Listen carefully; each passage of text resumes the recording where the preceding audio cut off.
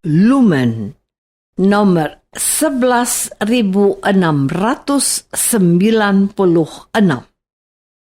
13 Agustus 2024.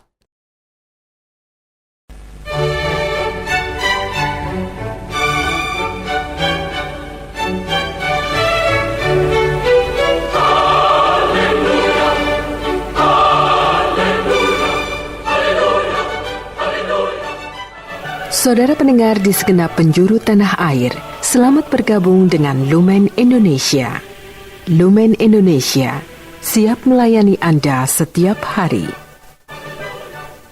Saudara terkasih, marilah kita bersatu dalam Tuhan kita Yesus Kristus yang tidak berubah dahulu, sekarang, dan selama-lamanya. Allah Sang Maha Rahim mengasihi dan menerima sebagaimana adanya kita. Allah Bapa kita di surga senantiasa bersedia menolong, menghibur, dan meneguhkan kita dalam menghadapi segala permasalahan hidup sehari-hari.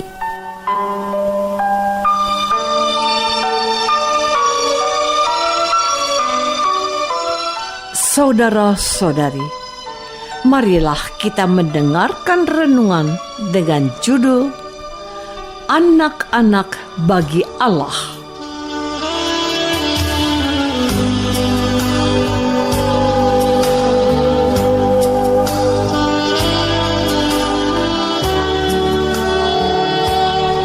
Yang berdasarkan pada Injil Matius bab 18 ayat 5 dan 14. Dan barang siapa menyambut seorang anak seperti ini dalam namaku, ia menyambut aku. Demikian juga Bapamu yang di surga tidak menghendaki supaya seorang pun dari anak-anak ini hilang.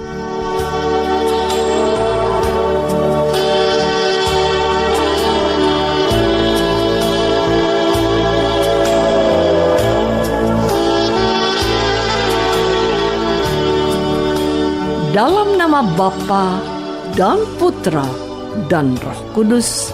Amin.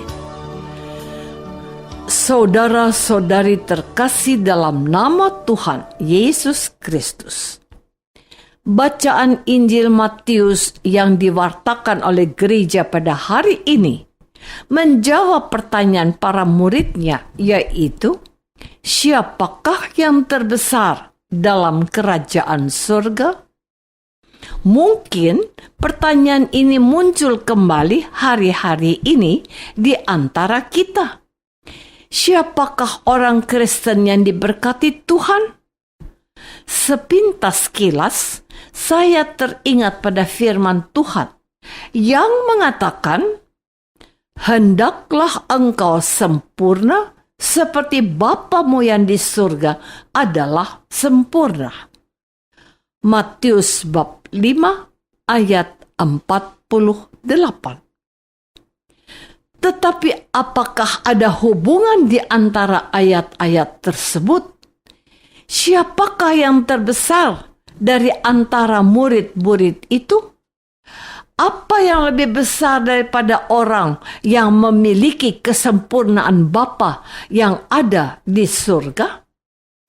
Anak-anak dalam segala kepolosannya dengan bangga menceritakan segala kebaikan Bapaknya. Mereka sangat percaya kepada Bapaknya dan mereka mengandalkan beliau juga. Firman Tuhan, "Jika kamu tidak bertobat dan menjadi seperti anak kecil ini, kamu tidak akan masuk ke dalam kerajaan surga." Sedangkan syarat dan tuntutannya adalah merendahkan diri dan menjadi seperti anak kecil yang siap dibimbing, dididik, dan didewasakan oleh Bapaknya. Saudara-saudari terkasih, lebih daripada itu, untuk mereka yang mengerti firman-Nya dan menempatkan dirinya dalam kerendahan hati dan mengandalkan Bapa, Yesus berfirman, "Demikian juga Bapamu yang di surga tidak menghendaki supaya seorang pun dari anak-anak ini hilang." Pemeliharaan dan penyertaan Allah Bapa untuk mereka yang mengandalkannya merupakan jaminan ilahinya. Bagi orang Kristen yang bisa membaca dan mendengar firman, yang saat ini mendengarkan pewartaan melalui media ini, apakah kita sudah menempatkan diri kita sebagai seorang anak kecil? Ataukah bukan sebaliknya, kita sudah merasa memiliki jasa lalu merasa perlu bertanya seperti para murid, siapakah yang terbesar dalam kerajaan surga? Jikalau pertanyaan ini hanyalah sebuah pertanyaan reflektif, marilah kita mencoba memberi jawaban terhadap kehendak Allah yang sedang mengingatkan kita kembali untuk memiliki kedewasaan iman seperti seorang anak yang rendah hati.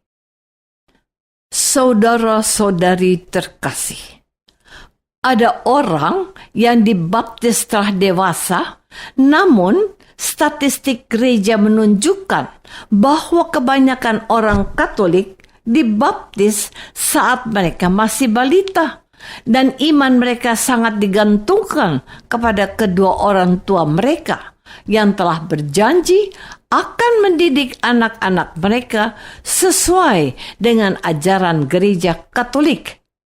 Akan tiba masanya setiap orang Kristen harus mempertanggungjawabkan iman mereka secara pribadi, memiliki sikap yang dituntut oleh Tuhan.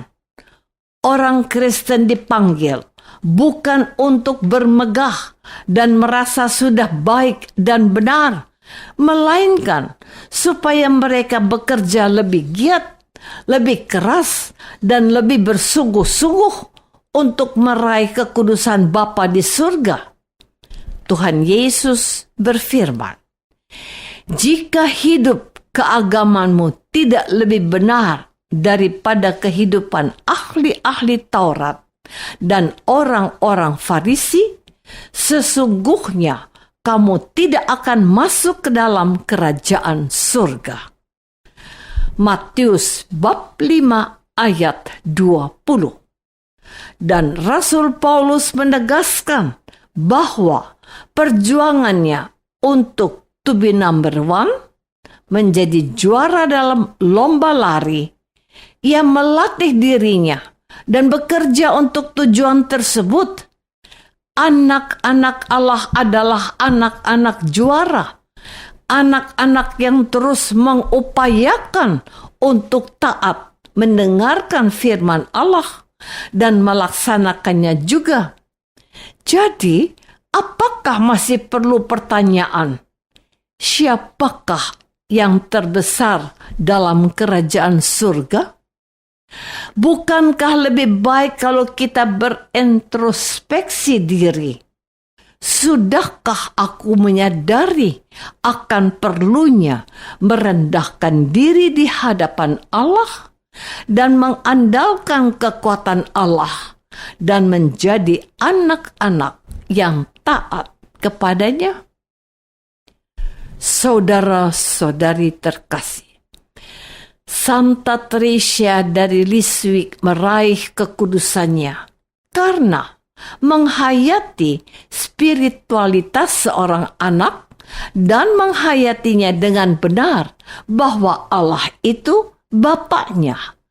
Allah baginya tempat berharap, tempat ia mengaduh, tempat ia mendapatkan segala sesuatu yang paling dibutuhkannya. Orang kudus ini mengajarkan kepada kita untuk mengalami hidup sebagai anak-anak bagi Allah. Tuhan Yesus itu anak Allah, dan ia sungguh-sungguh berkomunikasi dengan Bapaknya. Ia juga menghendaki supaya nama Allah dimuliakan dalam setiap perkataan, tindakan, dan mujizat yang dikerjakannya. Ia juga tetap memilih kehendak Bapanya untuk setia menjalani jalan hidup dan wafat di kayu salib. Oleh ketaatannya sebagai anak Allah itulah ia dibangkitkan oleh Allah. Maka pada hari ini kita diingatkan untuk memiliki spiritualitas seorang anak yang rendah hati. Dalam perlindungan Allah kita dididik untuk setia kepadanya.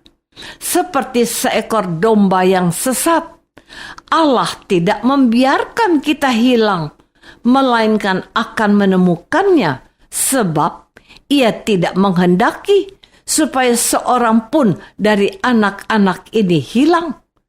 Janganlah kita egois, melainkan dengan rendah hati mengandalkan Allah dalam kerendahan hati seorang anak.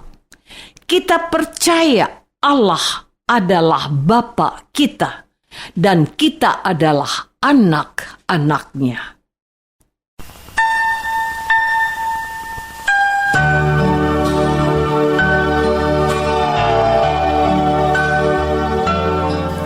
Marilah kita masuk dalam saat hening sejenak untuk meresapkan renungan yang baru saja kita dengar bersama dalam kehidupan iman kita masing-masing.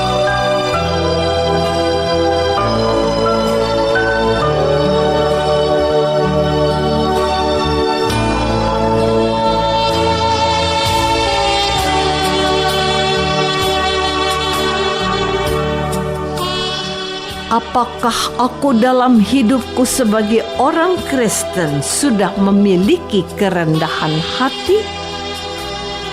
Marilah kita berdoa. Bapa yang Maha Baik, jauhkanlah kami dari perasaan sudah paling baik, benar, dan berjasa dalam beriman.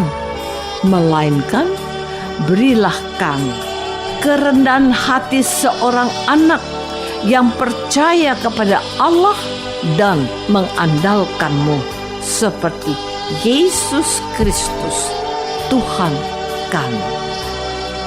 Amin.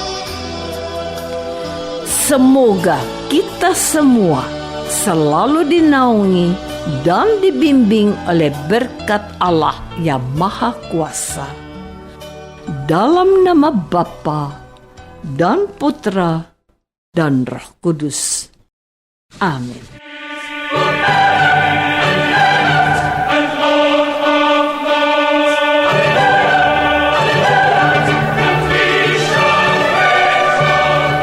Dengan penuh kasih dan sukacita, Lumen Indonesia mengundang saudara-saudara seiman di segenap penjuru tanah air. Sekiranya ada tanggapan ataupun saran, kirimkan surat Anda ke Lumen Indonesia. Terima kasih atas perhatian Anda. Sampai berjumpa lagi dengan Lumen Indonesia pada waktu dan gelombang yang sama esok hari.